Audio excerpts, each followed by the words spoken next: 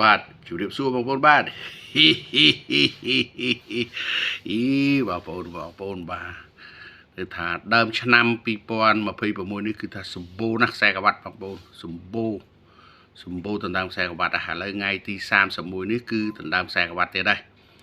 បាទដណ្ដើមទៀតហើយរវាងធុនសាក់ស៊ីនជាមួយអ៊ុចធីរិតបាទតើបងប្អូនគិតមើលថាតើពីរនាក់ហ្នឹងគឺ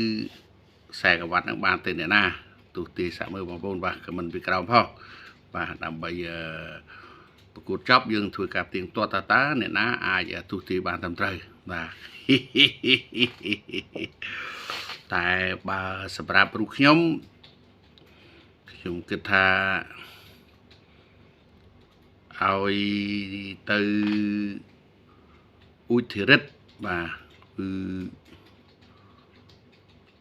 55-45ធុនសាក់ស៊ីន45អ៊ុចធីរិត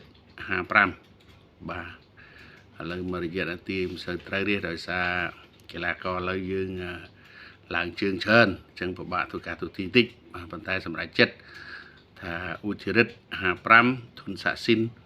45បាទចុះបងប្អូនវិញតើបងប្អូនយល់យ៉ាងណាដែរហើយអ្នកទាំងពីរនាក់នេះបើយើងគិតទៅថាដូចជាមិនលើសគ្នាប្រហែលនេះបាទ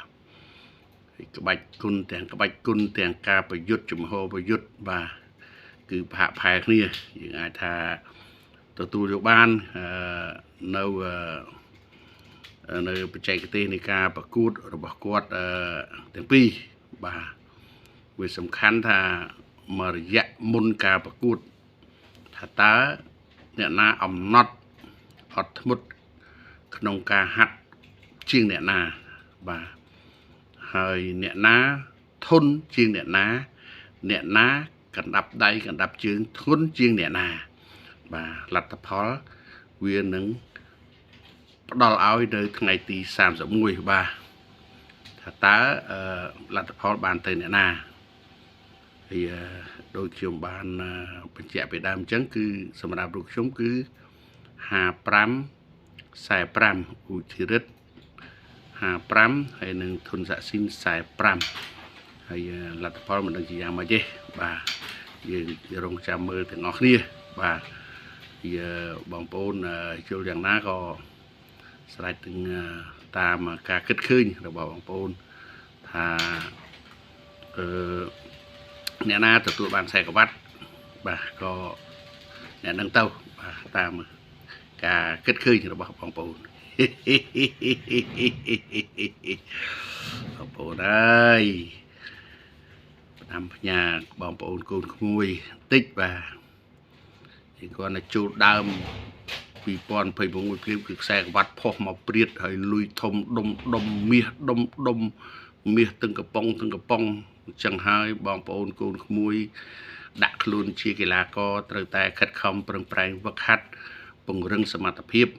ដើម្បីឲ្យខ្លួនរឹងមាំឡើងដើម្បីឈានឈោងចាប់យកកម្មវិធីធំនឹងបានលុយធំដូចគេអញ្ចឹងសរុបសេចក្តីមកការប្រកួតនៅថ្ងៃទី31ដណ្ដើមខ្សែក្រវ៉ាត់នេះគឺខ្ញុំបាទគឺអ៊ុចធីរិត55ធុនសាក់ស៊ីន45បាទសូមអរគុណសូមជម្រាបលាបាទអើយលុយឈឹបមកបាទ